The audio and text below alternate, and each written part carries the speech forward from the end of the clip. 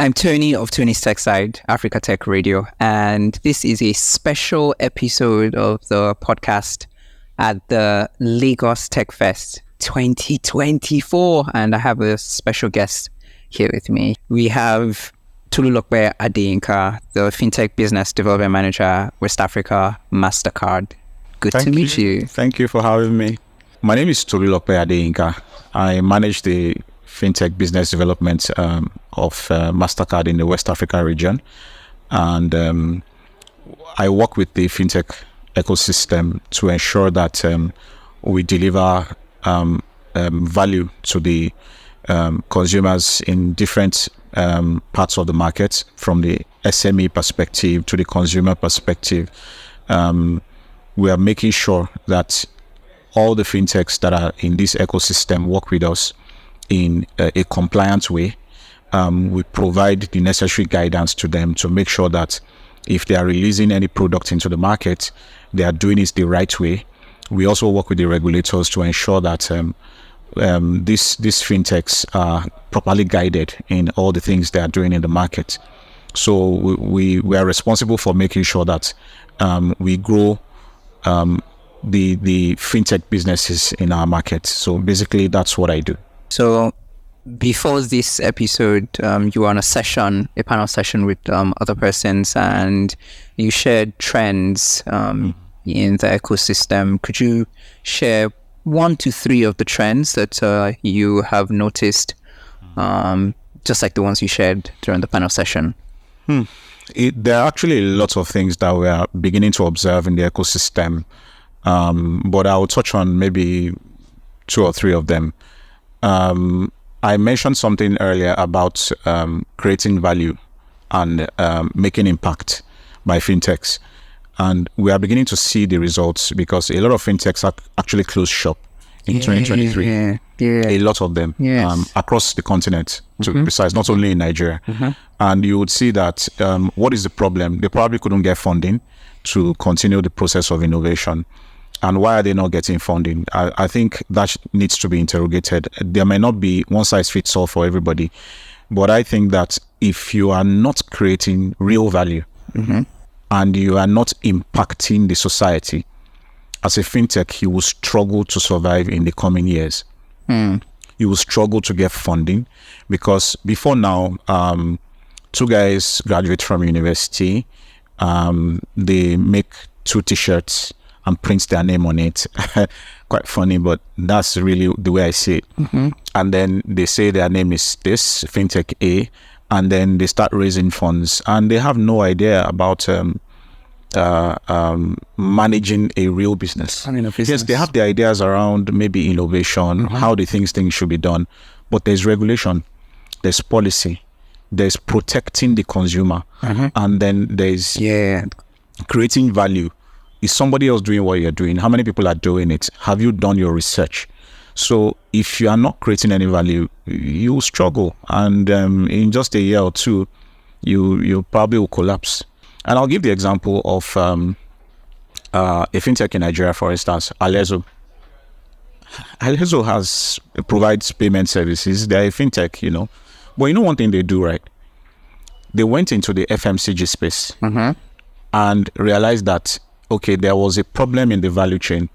People had to come to Lagos to come and buy from the wholesale market and get into their retail stores. And then they didn't have access to market per se to restock. The restocking was a problem. Logistics was a problem for them. So it made things expensive at the consumer level. But what Alezo did was that, okay, you know what? I'm going to connect the FMCG manufacturer. I'm going to connect them to the last mile, to the retail store in Agidingbi, in Ojo-Elegba, in Ibadan. I will go and get these things, warehouse them. So when you make an order to me, call me. Oh, I want 7 cartons of this. I want 6 cartons of this. Call me. I will deliver it to your store. So you don't have to do all that travel and logistics covered, just a phone call away or an app away. And then that way you can make your payments on their app. You can get a card. And then that way you can even over time develop data that can be used to assess you for credit. That is value. And that's what we're talking about. Okay. Now that's a trend. Now, I also talked about conscious consumerism on stage. Okay. Conscious consumerism. Yes, conscious consumerism is a trend globally that we are going to see rise because people have passions. They have things they are passionate about. If you've been to the hospital lately, you'll see a lot of Nigerians having cancer. They can't afford the treatment. People have prostate cancer. People have breast cancer. People have all types of cancer. But how many cancer centers do we have in Nigeria? And even if we have, how many people can afford to pay for cancer? So if I, as an individual, say, okay, if I can go to a gateway where I'm making a payment on an e-commerce platform, but that gateway tells me that for every 1,000 naira you donate or you pay on this platform, we will donate 10 naira to cancer treatment for patients who cannot afford it across the cancer centers in Nigeria. That is value. That's a serious. So that makes me believe that I will only go to a platform where they have put my passion into consideration, so I can make intentional about that. They are intentional. I will be, as a consumer, I will be intentional about it. So I don't have to go to everybody can have a payment gateway. Every Tom, Dick, and Harry can do that. But what are the things that I'm layering on it to have impact in society? Those are trends that will shape the future of payments. Of course, biometric payments, where you can see most of the banks now have, facial recognition as a way of making payments, authenticating your payment. You don't need to use your PIN. You just get a phone, and once you put on the app, it takes your facial recognition or fingerprint, and you can make payments. These are things that we are beginning to see as trends, and we believe that it's going to grow. The use cases are going to grow. So there are many others, but these are the ones I think are very prevalent that I can think of right now.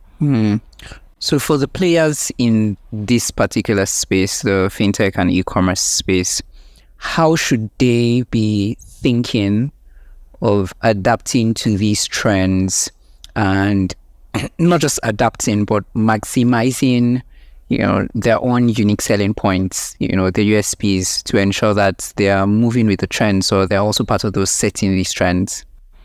The first thing is why are you in business if you don't understand your consumers? You are in business because there are consumers who want to consume your business in the first place.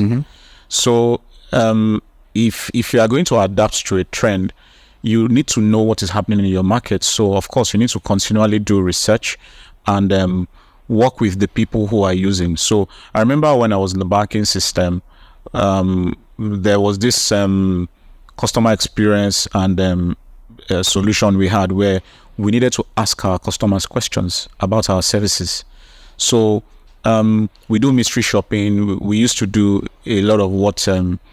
we send surveys to customers, and we get their feedback real time, and they tell us that you guys have terrible service, you have this, you have that, and we go back and analyze that feedback, and based on that we start modifying our so I feel that people should not sit in their comfortable offices imagining that they understand what the consumer needs. You get put yourself in the shoes of a consumer. So you need to ask your consumer, what do you want, before you design a product around the need of the consumer.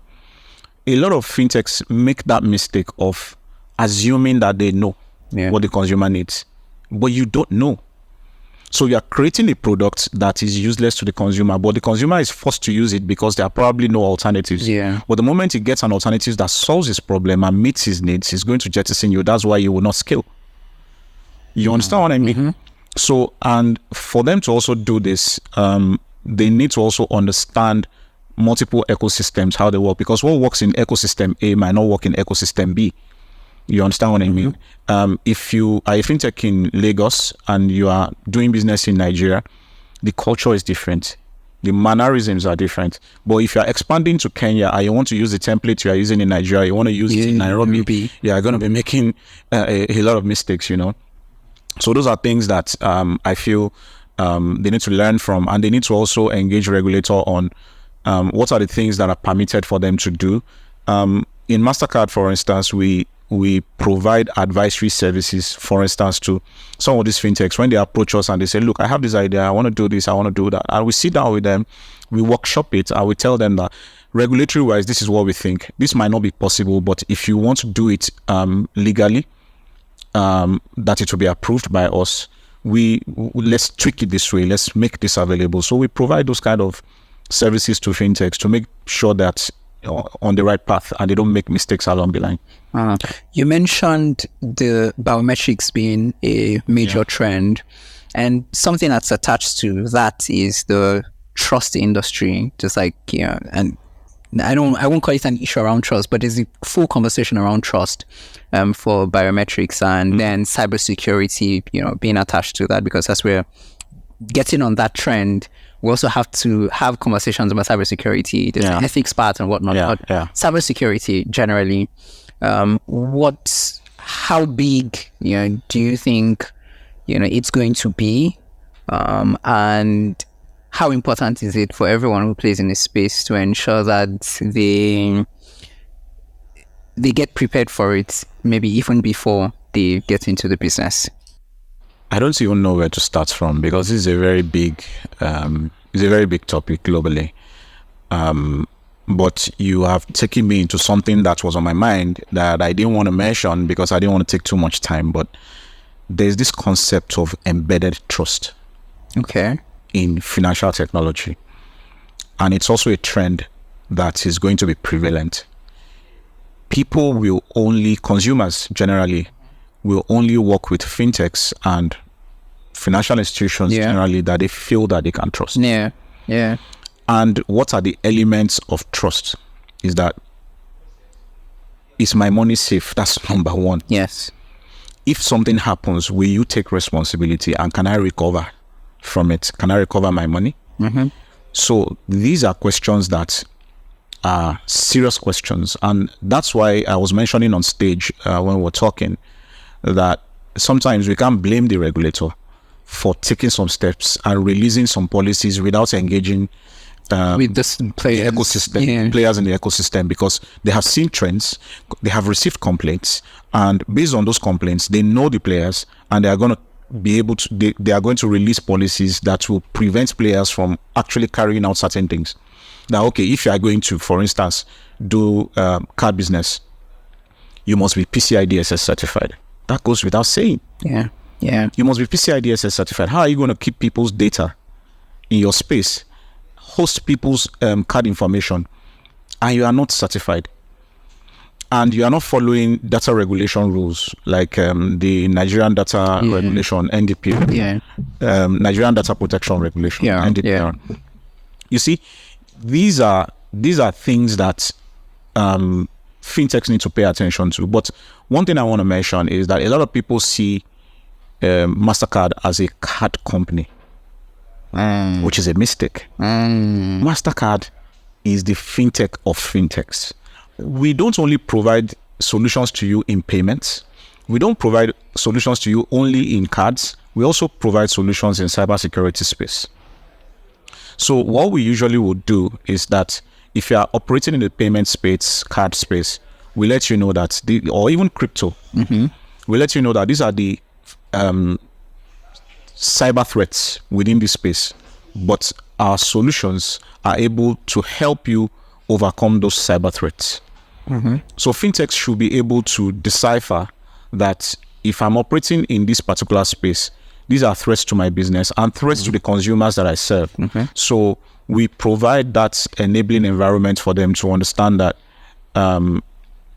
we can help them solve certain problems that will help them, that will prevent them from losing millions of dollars and even lawsuits in cybersecurity space. Yeah, you've mentioned something important, the fact that many people don't exactly see, the brand Mastercard as, the fintech of fintechs. They see it just as a Mastercard. It's just that. Can you speak to how Mastercard is leveraging its globalness, to ensure that it's also addressing the local issues that the country Nigeria faces in terms of the ecosystem, the players, the fintechs, and all that?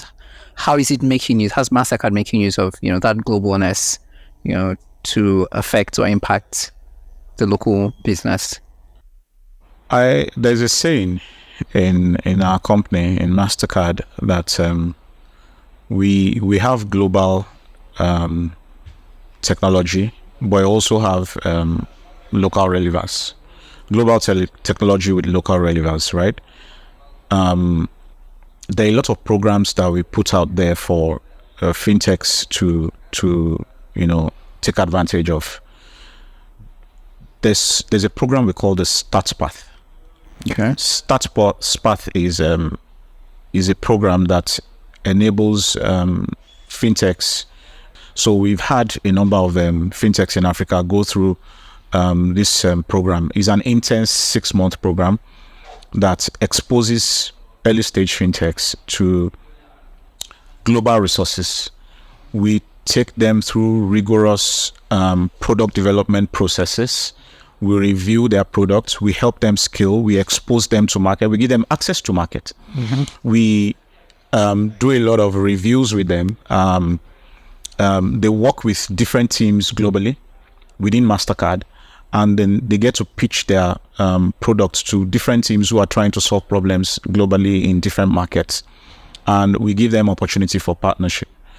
That program has also invested billions of dollars in over 300 startups since it started some years ago.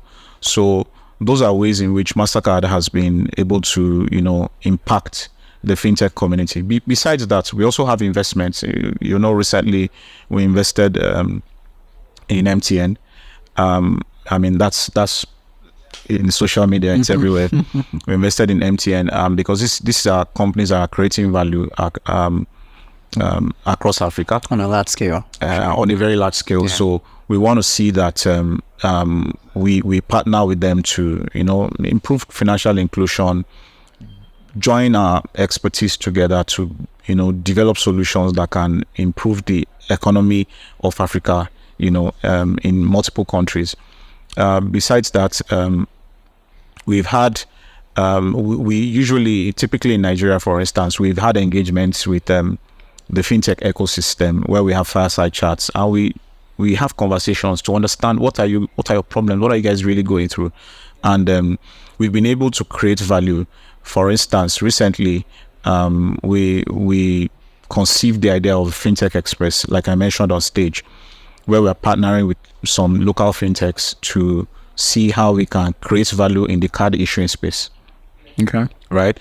Particularly a company called Blue Salt. And then we help you reduce your time to market from maybe 18 months to maybe 48 hours to 1 week for you to issue cards in the market. And funny enough, Mastercard, seeing that it's a major problem and the Nigerian market is growing, this is only available for now. The pilot is available in only 5 countries globally. So Nigeria is one of those countries where it's present. So we've also partnered with a number of fintechs in the low-cost acceptance space. We've partnered with the likes of Profius and NetPlus to see that we're able to deliver low-cost acceptance. We were able to do that, for instance, with a FCMB, where over 500,000 merchants were enabled with contactless solutions. And then we've worked with the likes of Sterling Bank. We've worked with different banks in Nigeria to deliver those, financial inclusion and payment solutions to the bottom of the pyramid customers, SMEs, and all that. So we are continually creating solutions. But one particular thing I want to note is that we're not doing it by ourselves. We're partnering with local players who understand the system, who have access to these people to be able to create that value. And one thing I must mention is that fintechs have the capacity to create value at the bottom of the pyramid level. So we want to work with them more to make sure that they are able to deliver those solutions and ultimately impact society. Thank you very much for sharing, your thoughts. We had to hijack you from, immediately after the session to do this. Thank you very much.